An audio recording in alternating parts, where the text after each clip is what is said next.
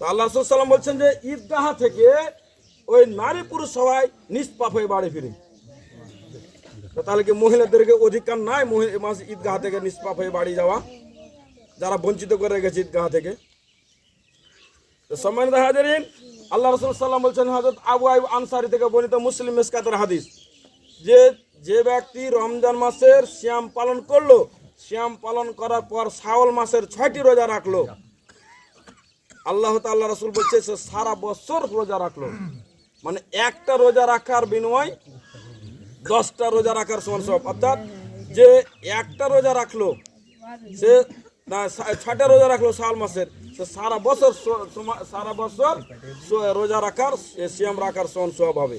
অতএব আপনারা যারা সিয়াম পালন করবেন, আপনি ছোটা করে করতে পারেন, একটানা 6টাই করতে পারবেন, বা আপনি মাঝে মাঝে বাদ দিয়েও করতে পারবেন। শাওয়াল মাসের মধ্যে হোলি হলো 6টা রোজা।